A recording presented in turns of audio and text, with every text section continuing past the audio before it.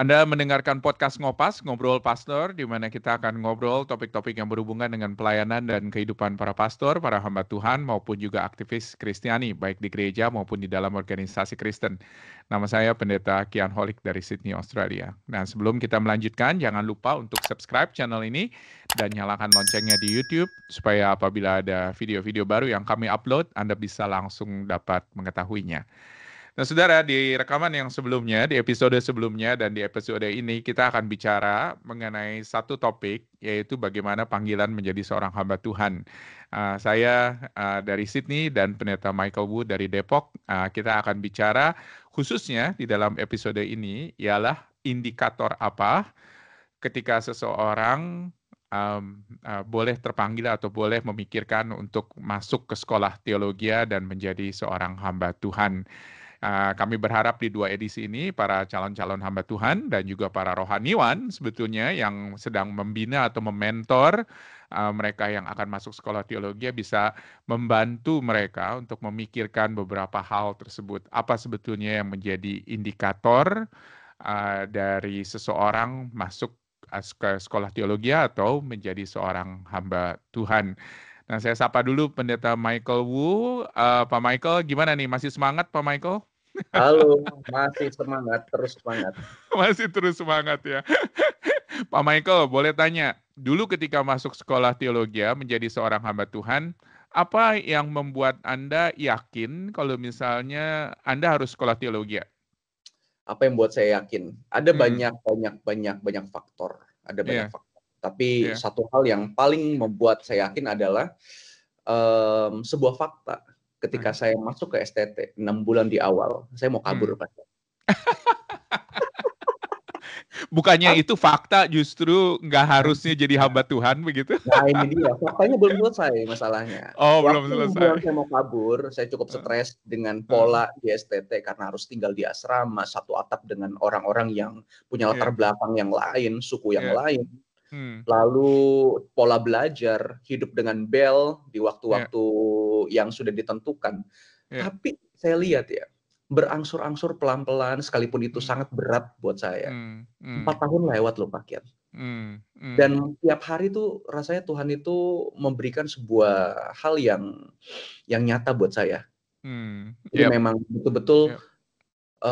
saya tuh bisa laluin itu dengan penuh sukacita sekalipun harus berdarah-darah ya. Itu sih yang bikin saya benar-benar yakin ya, dan Iya, saya pikir iya, teman-teman saya yang lain ada yang masuk, iya, itu keluar banyak sekali gitu, tapi kenapa saya iya. nggak keluar? Hmm, Kenapa dari hmm. anak-anak yang masuk yang lulus di angkatan saya itu hanya 3 orang, Iya, iya, iya, termasuk saya iya, salah satunya. Kenapa banyak yang gugur? iya, Gitu. iya, Ya itu iya. juga saya yakin ya Tuhan memanggil dan menguatkan saya di situ udah cukup buat saya. Amin. Puji Tuhan, puji Tuhan. Ternyata di dalam proses itu Tuhan memberikan konfirmasi begitu ya. Nah, nanti kita akan bicara lebih lanjut lagi mengenai hal tersebut. Iya. Kalau misalnya ditanya kalau saya ditanya kenapa Mhm. saya hal apa yang membuat saya yakin saya menjadi seorang hamba Tuhan. Terus terang nggak ada yang membuat saya yakin sih. Karena dulu menurut saya orang-orang juga pikir yakin. Lu yakin jadi hamba Tuhan begitu ya? Kalau misalnya mereka dengar nama Kian Holik jadi hamba Tuhan, mungkin nggak ada yang percaya begitu. Misalnya. Dan saya sendiri juga nggak percaya seringkali itu. Tapi sekali lagi sekolah teologi yang membuat sebuah konfirmasi juga buat saya. Dan Iya. puji Tuhan memang sebelum sekolah teologi juga ada orang-orang yang memberikan konfirmasi, walaupun saya sendiri tidak yakin. Tetapi sekolah teologi memang pada akhirnya memberikan sebuah keyakinan bahwa iya memang betul saya dipanggil menjadi seorang hamba Iya. Tuhan. Nah, kita akan masuk ke indikator ya, Iya. indikator. Karena ada begitu banyak orang yang mau masuk sekolah teologi yang ingin menjadi hamba Tuhan. Dulu ketika saya menjadi seorang hamba Tuhan, saya ada idola. Ada Mmm. idola bahwa saya kepingin menjadi seperti dia, begitu loh. Betul. Saya kepingin menjadi seorang pengkhotbah ini. Saya yakin mungkin Pak Michael juga punya idola, begitu loh ya, menjadi seseorang. Idola itulah yang membuat saya terbentuk dan membuat saya berpikir bahwa saya ingin menjadi seperti dia dan saya harus masuk sekolah teologi. Nah, tetapi sebetulnya menurut saya beberapa indikator itu sesuatu yang sifatnya superficial ya. Jadi idola itu sebetulnya menurut saya itu adalah superficial. Kalau misalnya ditanya bertanya kepada saya, indikator apa sebetulnya yang membuat seseorang atau yang seharusnya membuat seseorang yakin kalau misalnya dia itu adalah seseorang yang dipanggil untuk masuk sekolah teologi ya. Menurut saya ada dua hal. Yang pertama, yaitu adalah kerohanian. Apa yang saya maksud dengan kerohanian? Yang saya maksud dengan kerohanian itu ialah jangan kita mengambil keputusan untuk menjadi seorang hamba Tuhan ketika kita tidak baik kondisi kerohaniannya. Nah, itu adalah sesuatu yang sangat penting harus kita garis bawahi. Jangan karena kita diputus pacar, jangan karena kita sedang sebetulnya tidak baik-baik saja di hadapan Allah. Jangan karena kita mungkin tidak diterima lamar kerja sini, lamar kerja sana, dan pada akhirnya menjadi seorang hamba Tuhan.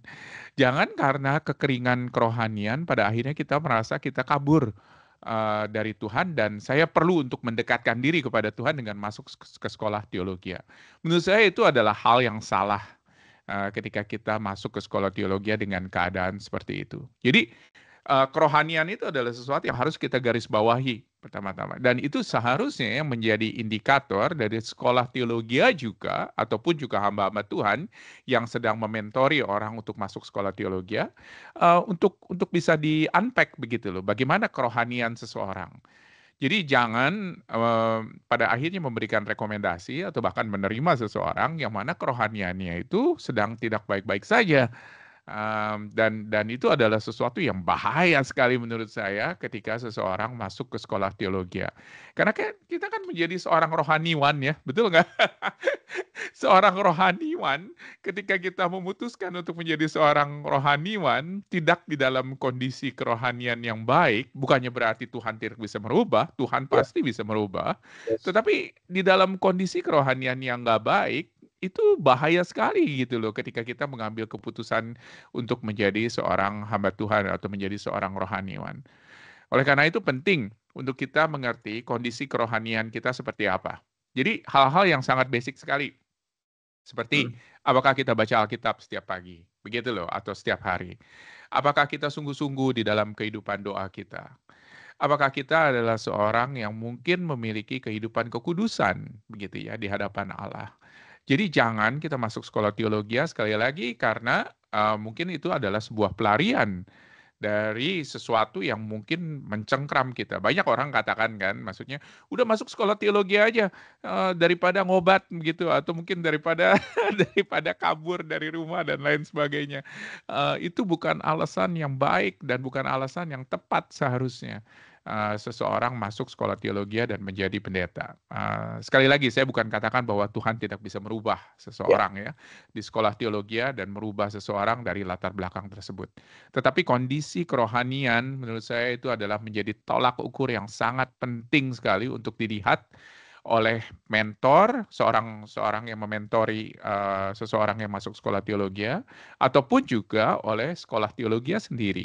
Seringkali sekolah teologi nggak terlalu peduli dengan kondisi kerohanian.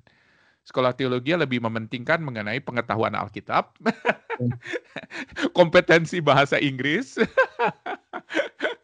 atau juga rekomendasi dari pastor atau dari pendeta yang ada di gerejanya dan tidak melihat sebetulnya bagaimana keadaan kerohanian orang yang sedang daftar ke sekolah teologi tersebut. Oleh karena itu mm, penting sekali menurut saya untuk dari diri si pendaftar, dari diri seseorang yang tertarik untuk menjadi seorang pendeta untuk juga melihat bagaimana kondisi kerohaniannya, tetapi juga untuk seorang yang mementori mm. untuk bisa melihat juga kondisi kerohanian orang yang sedang direkomendasikan atau orang yang akan diterima di sekolah teologianya itu seperti apa sebetulnya.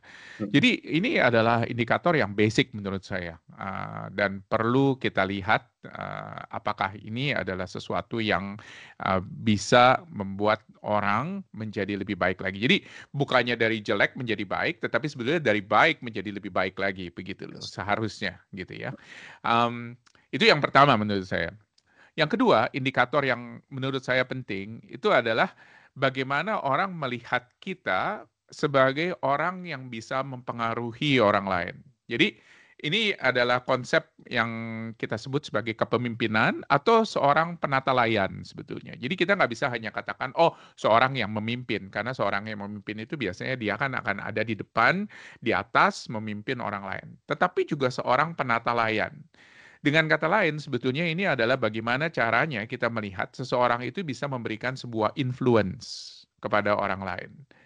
Jadi terus terang, banyak orang masuk sekolah teologi tanpa memiliki indikator seperti itu. Bagaimana dia bisa memberikan influence kepada orang lain. Jadi jangan salah, bukan influence dari atas ke bawah, tetapi ialah influence bagaimana tindakan kebaikan atau tindakan pelayanan seseorang bisa mempengaruhi orang lain, gitu loh. Jadi misalnya contohnya di dalam kepemimpinan kita bisa melihat kalau misalnya kalau misalnya seseorang bisa menggerakkan orang lain, mempengaruhi orang lain untuk bisa mengikuti dia, tentunya ini adalah indikator yang sangat positif menurut saya. Tetapi juga di lain pihak, ketika seseorang bisa mempengaruhi orang lain untuk juga bisa melayani gereja misalnya, itu juga indikator yang positif menurut saya. Tetapi indikator itu sifatnya dari bawah, begitu ya. Tetapi apapun itu, ketika seseorang bisa mempengaruhi orang lain, menurut saya itu adalah indikator yang sangat positif sekali untuk seseorang bisa masuk ke sekolah teologi dan bisa menjadi seorang pemimpin gereja atau seorang pelayan di gereja. Dan terus terang ada begitu banyak orang masuk sekolah teologi tanpa memiliki indikator seperti itu. Dan seringkali pada akhirnya orang-orang yang seperti itu karena tidak mempunyai indikator yang jelas, ketika masuk ke gereja pun juga menjadi tidak jelas untuk apa dia ada di gereja dan bagaimana pengaruh yang bisa dia berikan di dalam gereja. Karena pada akhirnya kita sebagai seorang hamba Tuhan, kita memberikan pengaruh kan kepada orang lain ya. Betul nggak? Baik itu di dalam pengajaran kita, baik itu di dalam tindakan kita, di dalam kehidupan kita sedang memberikan pengaruh kepada orang lain. Tetapi bagaimana nih caranya kalau misalnya seorang tidak bisa memberikan pengaruh kepada orang lain begitu loh. Memang banyak yang mengatakan bahwa lihat aja kehidupannya. Iya, tetapi kalau misalnya dilihat kehidupannya tanpa itu bisa diterjemahkan kepada sesuatu yang bisa mempengaruhi orang lain, pada akhirnya percuma kan. Jadi menurut saya dua indikator itu, indikator kerohanian yang terpenting, dan yang kedua adalah indikator kepemimpinan boleh dikatakan, atau juga penata layan, di mana seseorang bisa memberikan pengaruh kepada orang lain. Nah, saya kepingin dengar nih dari Pak Michael, ada tanggapan nggak dari dua indikator tersebut? Yes, thank you Pak Kian. Ini saya pada dasarnya sangat setuju ya, karena memang itu yang memang saya alami secara pribadi juga. Ya, saya melihat masalah kerohanian yang pertama itu menjadi sebuah kesiapan, salah satu part ya, di mana kesiapan hati kita untuk bisa menerima panggilan itu. Karena panggilan itu sebenarnya sejatinya kan nggak tiba-tiba datang kan. Kayak Betul. kita ijazah nih, lulus, yes, tiba-tiba dapat mimpi gitu. Ya mungkin ada gitu. Tapi kan secara umum nih kita bicara deh. Itu panggilan kan harusnya udah dirajut dari waktu-waktu yang cukup lama lah gitu. Misalnya setahun, 2 tahun atau 3 tahun, ya beda-beda tiap orang. Tapi pasti ada waktu yang Tuhan sudah persiapkan buat orang itu. Nggak tiba-tiba kita bergeledek sih. Nah, buat saya ketika Tuhan memanggil pertama dan dia punya kepekaan itu, dia pasti akan mempersiapkan diri dengan lebih baik sih. Bukan cuma sekedar mempersiapkan secara kognitif tentang ilmu-ilmu teologi, harus baca ya buku, kalau mau masuk ke kuliah yang kampus yang reform harus baca tulip dulu ya, harus 5-5-nya gitu. Ya nggak gitu juga. Harus hafal. Ya, harus baca Berkhof dulu ya 1-6 ya gitu. Kan enggak begitu gitu maksudnya. Yang lebih dipersiapkan dengan lebih bisa maksimal itu kan tentang spiritual kita kan gitu loh. Yang pribadi itu loh. Ya saya ngelihatnya kerohanian yang tadi Pak Kian ngomong itu sebagai salah satu tanggung jawab kita dan bukti ya. Bukti secara personal dari kita itu kita menggenggam gitu panggilan itu buat kita. Nah, ini khusus panggilan yang memang sudah Tuhan rajut loh ya di masa lampau gitu. Betul, Ya karena betul. itu jalan sebenarnya. Sekalipun saya mau bilang tidak perfect dan tidak betul-betul bisa up terus ya. Ya rohani kan enggak seperti grafik yang up terus kan. Terkadang up-nya ada gitu. Tapi ada sebuah tanggung jawab dari kita itu udah cukup sih buat saya. Kelihatan lah ya. Masalah doa, masalah firman itu paling basic ya tadi Pak Kian ngomong. Ya, itu saya setuju. Dan saya lihat itu sebagai sebuah kesiapan, tanggung jawab personal dari kita. Nah, terus yang kedua masalah kepemimpinan, saya juga sangat setuju. Kenapa? Karena salah satu arti dari kepemimpinan itu kan apa sih seorang pemimpin? John Maxwell juga ngomong kan intinya adalah pengaruh. Menurut John Maxwell, kepemimpinan adalah orang yang bisa mempengaruhi. Nah, ini kan masih luas ya, bisa hal yang buruk atau hal yang positif gitu kan. Betul. Ya, of course dalam hal ini kita bicara soal hal positif lah. Dan saya juga ngerti maksud Pak Kian narik tentang kepemimpinan ini bagaimana dia bisa mempengaruhi, ini sebenarnya dampaknya sangat luas sih Pak Kian.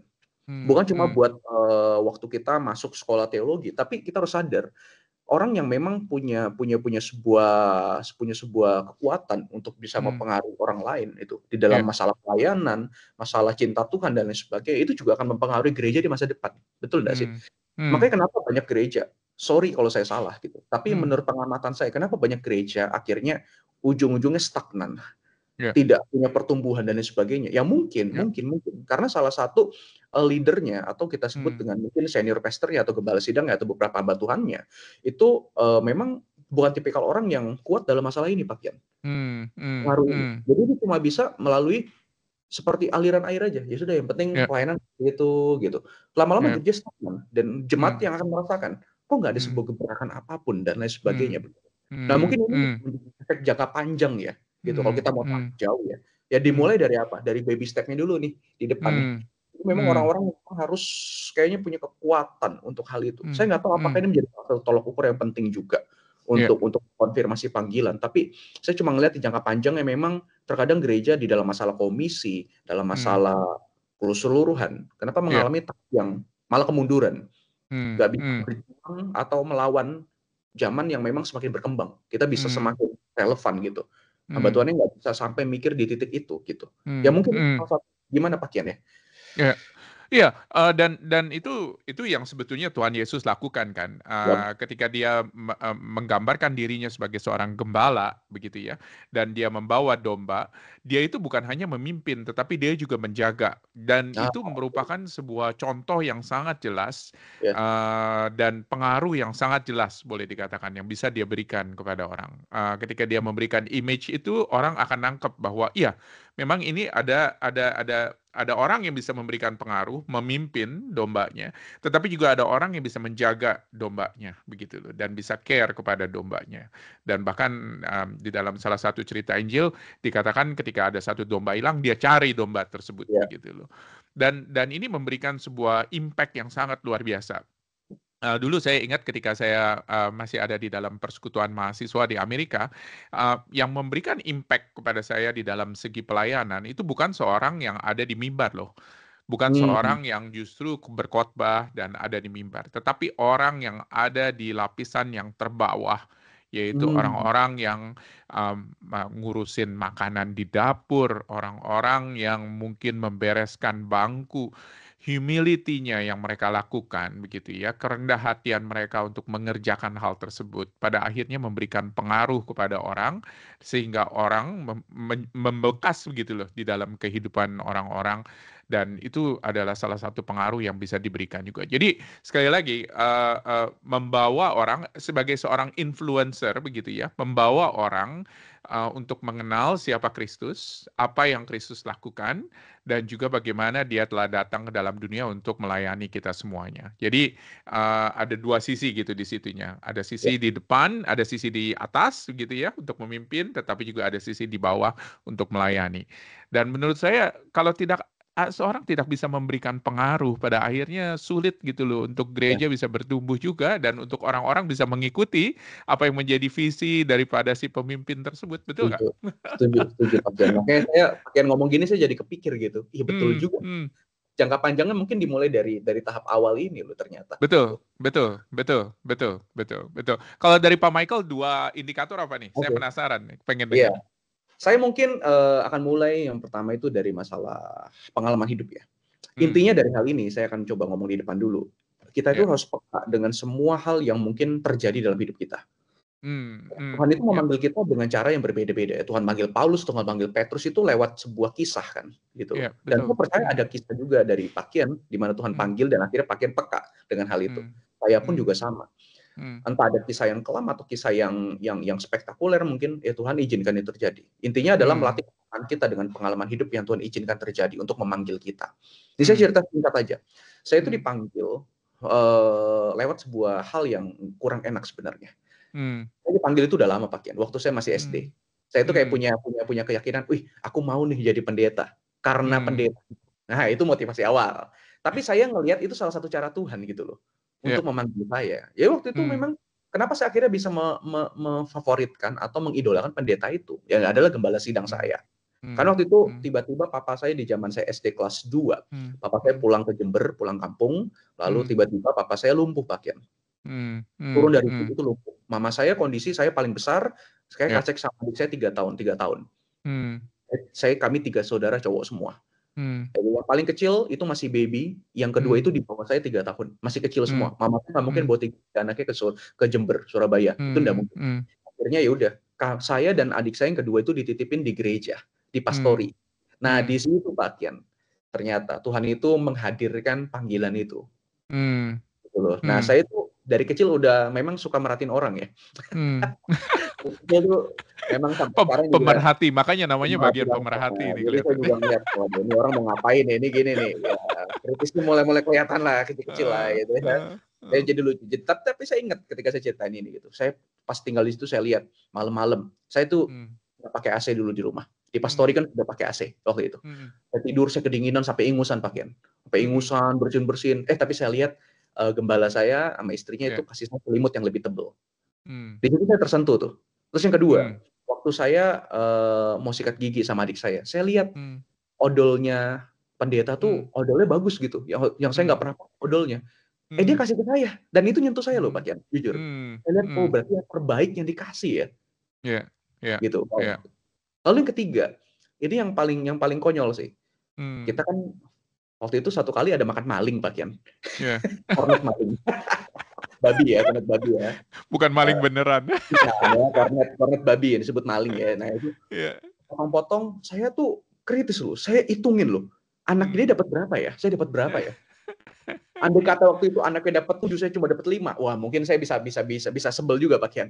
Iya. Akhirnya saya lihat, dapatnya 55, 77 gitu, sama semuanya. Dan itu membekas buat saya. Dan akhirnya saya lihat, wah, ini orang baik gitu. Dan saya mau jadi pendeta waktu itu saya pikir. Nah, dan akhirnya setelah itu Tuhan munculin itu, nggak berapa lama, papa saya pulih loh Pak Kian. Ketika dibawa pulang, berobat secara tradisional, papa saya pulih. Dan akhirnya bisa jalan gitu aja. Dan waktu masuk SMP, saya coba berpikir kembali panggilan dari mana. Dan saya coba terus, SMP, SMA, saya pikirin terus panggilan ini. Oh ternyata betul ya, Tuhan tuh panggil dengan pengalaman yang seperti itu. Tanpa saya sadari. Makanya saya cuma pengen ngajak teman-teman sekalian yang mungkin sekarang lagi bergumul untuk ini panggilan saya atau bukan sih. Coba lihat deh, sebenarnya Tuhan izinkan cerita apa sih dalam hidup kita itu muncul. Entah pengalaman yang buruk, kelihatannya biasa, tapi coba kita tarik sebuah koneksi. Kalau memang dari pengalaman itu kita akhirnya merasa, aku pengen tuh kayak hamba Tuhan itu mungkin salah satu indikasi Pak Kian. Karena kita nggak mungkin tiba-tiba memfavoritkan dan kita pengen tiba-tiba jadi seorang yang seperti hamba Tuhan itu. Itu sangat buat saya pribadi itu sangat jauh Pak Kian gitu. Kalau saya bakal favoritin mungkin YouTuber kayak zaman sekarang, yang cuannya banyak gitu kan. Streamer gitu, yang cuannya gede gitu. Mungkin saya akan favoritin itu. Tapi waktu kita mau favoritin, aku mau jadi kayak dia deh, baik orangnya. Nah, kita harus peka dengan hal itu sih. Jangan-jangan bukan cuma sekedar favorit yang simple, tapi cara Tuhan memanggil kita. Karena itu yang kita alamin. Sekalipun nanti ketika SPT masuk bergumul, betul yang Pak Kian bilang, kita bukan ingin menjadi seperti dia, tapi seperti Kristus tentunya. Tapi Tuhan bisa memakai hal itu di awal untuk kita yang sangat awam gitu. Gitu loh. Memang pengalaman betul, memang pengalaman itu memberikan pengaruh ya kepada kita ya. Dan tentunya cerita atau mungkin pengaruh daripada orang-orang yang ada di sekitar kita itu pada akhirnya yang akan membentuk kita, dan itu adalah karya Tuhan yang sangat luar biasa menurut saya. Karena memang Tuhan bekerja melalui orang-orang tersebut. Wah, puji Tuhan nih Pak Michael, dengan pengalaman seperti itu bisa terpanggil menjadi seorang hamba Tuhan. Saya pun nggak nyangka Pak Kian. Nggak apa-apa. Kan orang kan selalu kan dipanggil tanpa disangka-sangka. Betul, itu dia. Yang indikator yang berikutnya apa tuh? Ya, yang kedua itu masalah konfirmasi kepemimpinan atau ada orang-orang yang memang mengkonfirmasi mengenai hal itu. Terkadang saya alami di titik-titik di mana saya bergumul. Saya sekalipun dapat panggilan itu dari SD lewat kejadian itu, SMP, lalu SMA. SMA itu masa paling berat buat saya untuk memutuskan jujur. Kenapa? Karena circle saya itu anak-anaknya tuh bandel-bandel sih, gitu. Bandel-bandel. Waktu saya bilang, mereka tanya, Mike, kamu mau jadi apa gitu? Lu mau jadi apa nanti? Kalau udah lulus dari SMA nih, lu mau kuliah di mana? Saya bilang, gue mau ambil teologi deh, STT. Buset, modelan lu kayak mau jadi pendeta. Ya ampun, dia bilang. Waduh, itu ada lagi yang ngomong kayak tadi saya bilang, lu mau makan apa jadi pendeta gitu. Coba lu pikirin baik-baik deh. Nah itu tuh terkadang tuh bisik-bisikan syaiton kali Pak. Itu mempengaruhi kita gitu loh. Akhirnya wah, keras sekali bergumul. Betul gak sih sebenarnya gitu. Tapi di titik-titik itu saya lagi bergumul. Saya juga mau kasih tahu bahwa ada loh konfirmasi-konfirmasi dari orang-orang yang memang bisa dikatakan leader kita. Entah itu gembala kita, entah itu pembina kita, entah itu ketua komsel kita, teman pelayanan kita, siapapun itu, atau bahkan orang tua kita sendiri gitu. Itu mengkonfirmasi, kamu gimana bergumul dengan panggilanmu. Dan dia kasih support terus. Dan itu sangat kuat loh Pak Kian pengaruhnya. Dikala kita bimbang, itu ada orang-orang yang memang kita lihat dewasa dalam masalah rohani, itu mensupport kita terus gitu, dan mendoakan kita terus gitu, dan bahkan mungkin support khusus kayak misalkan dia berikan kita dana, dia berikan kita buku, dia ajak kita untuk muter-muter STT dan lain sebagainya. Saya ingat banget waktu saya bergumul, gembala saya itu ajak saya muter semua STT di Jakarta, dari STT Iman, Amanat Agung, Reform, puterin, kamu mau yang mana? Sekalipun dia akhirnya bukan sponsor, mendingan di sini. Nah, gitu. Karena dia alma mater dari situ. Akhirnya makanya saya bisa masuk ke Iman kan. Nah gitu loh. Tapi itu membuat saya semakin yakin sih. Bahwa memang itu adalah salah satu konfirmasi dari para pemimpin yang betul-betul bisa menjadi cara Tuhan untuk meneguhkan panggilan saya. Makanya saya mau bilang gini, kala kita lagi bergumul berat, tapi kita mendapatkan support itu dari orang-orang yang memang sangat memahami kita, apalagi yang sudah mentor kita dari kita nol sampai kita di titik ini, kita perlu notice apa yang dia ngomong sih. Jangan-jangan itu salah satu konfirmasi Tuhan buat kita. Gimana Pak? Betul. Dan di sisi yang lainnya menurut saya di indikator yang keempat itu ialah bagaimana orang-orang yang senior yang ada di dalam gereja itu bisa juga peka begitu loh. Jangan tidak peduli dengan apa yang terjadi kepada anak-anak binaannya, kepada adik-adik binaannya, dan jadilah menjadi seorang yang peka dan seorang yang mendorong begitu loh. Seringkali kita kalau misalnya sebagai orang timur, saya juga masih orang timur begitu ya, kita itu kalau misalnya baik, kita nggak pernah ngomong dengan orang tersebut. Kalau misalnya jelek, baru kita datang ke orang itu dan marahin orang itu begitu ya. Kalau misalnya jelek terjadi. Justru kalau misalnya hal yang baik terjadi, justru kita harus bisa untuk datang dan kita bisa memberikan pujian dan memberikan dorongan. Terus terang, saya juga bergumul di dalam masalah itu, dan harus bisa melatih diri saya untuk bisa menjadi seorang yang bisa mendorong orang lain. Nah ini penting sekali. Jadi seperti yang tadi Pak Michael katakan gitu ya. Kalau misalnya nggak ada orang yang mendorong, nggak ada orang yang memberikan probing gitu loh kepada Pak Michael waktu itu, mungkin ceritanya akan lain. Dan kita akan melihat bagaimana Tuhan bekerja melalui orang-orang tersebut untuk mendorong kita. Dan sebagai orang yang mendorong, the encourager, begitu ya, dari pihak yang memberikan encouragement, tentunya kita juga harus lebih upfront dan kita harus lebih eksplisit ketika kita memberikan dorongan tersebut. Terus terang, banyak sekolah teologi yang mengeluh kok pada saat ini kalau misalnya yang masuk sekolah teologi itu tuh angkanya jauh berkurang. Apalagi setelah COVID ya sekarang ini ya. Itu angka yang pergi, yang masuk sekolah teologi itu turun drastis boleh dikatakan. Tapi juga gereja juga harus berkaca untuk melihat apakah gereja sudah menjadi agen encouragement kepada orang-orang yang ada di dalam gereja, yang sedang dibina begitu loh, dan memberikan probing begitu ya kepada mereka untuk mereka boleh menjadi pemimpin gereja di generasi yang berikutnya. Saya rasa ini perlu usaha yang intensional menurut saya begitu loh Iya, dari pihak iya. gereja. Tanpa usaha yang intensional kita nggak akan melihat orang-orang yang akan menjadi generasi berikutnya di gereja ini. Dan itu mungkin dorongan saya gitu ya dari sisi yang lainnya gitu ya. Di sisi yang pertama memang sebagai seorang yang dibina kita harus peka gitu terhadap hal tersebut, tetapi juga sebagai seorang yang membina juga harus peka terhadap tersebut dan harus intensional untuk kita bisa mendorong hal itu. Ya. Yap. Wow. Terima kasih banyak nih Pak Michael buat pembicaraannya. Amin, Ada komentar lain? Ada komentar terakhir sebelum kita tutup pembicaraan kita? Mungkin hal yang paling saya syukuri itu adalah waktu dikala mungkin teman-teman saya dulu itu meragukan panggilan ini. Iya. 10 tahun berikutnya, 15 tahun berikutnya, ternyata sekarang itu ada satu teman saya yang dulu SMA, yang teman nakal saya juga. Itu bisa tiba-tiba datang sama saya, cerita, dan dia tuh bersyukur. Mike, gue seneng lihat lo sekarang katanya. Gue masih gini-gini aja, tapi lu bisa kayak gini sekarang. Dan bahkan gue cerita pergumulan hidup gue sama lu gitu. Dulu kita sama-sama bergumul gitu. Sekarang gue cerita, dia bilang gitu. Gue bersyukur dia bilang gitu. Dan akhirnya ya udah kita saling mendoakan. Saya doakan dia gitu. Dan itu dua hal yang wow, indah banget gitu.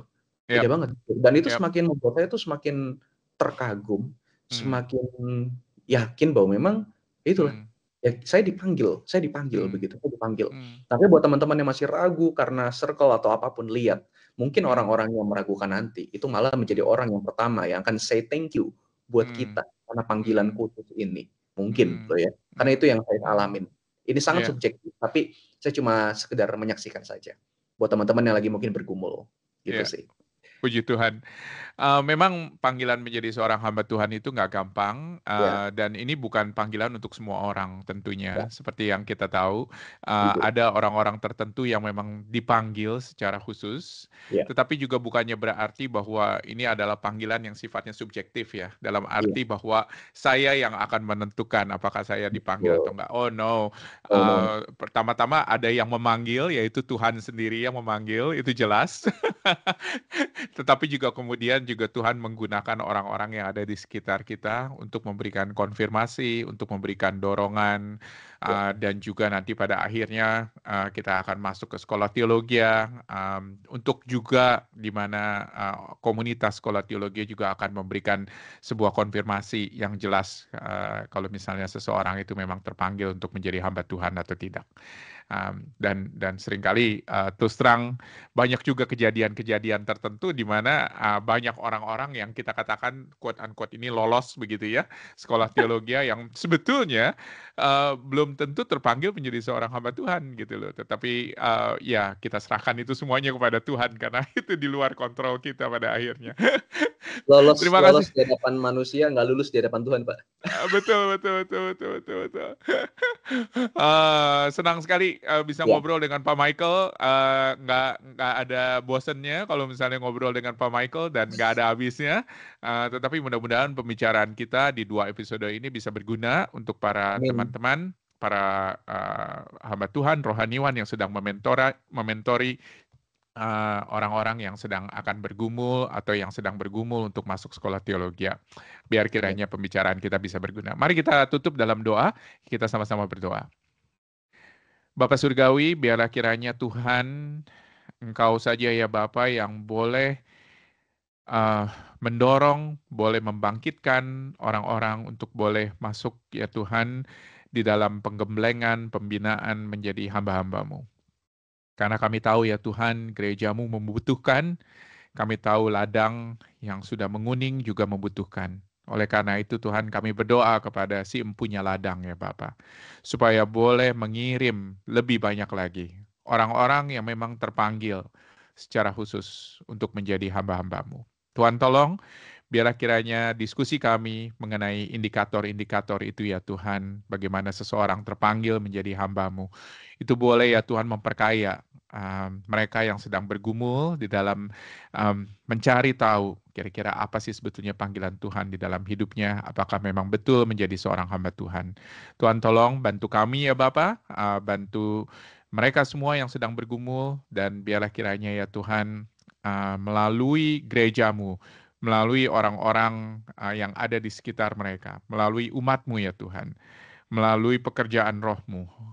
Tuhan boleh memberikan konfirmasi panggilan ini kepada orang-orang yang memang terpanggil. Terima kasih ya Bapak. Kami bersyukur buat pembicaraan kami, berkati Pak Michael di dalam pelayanannya, dan berkati kami semua ya Tuhan. Di dalam nama Yesus kami berdoa. Amin. Amin, amin.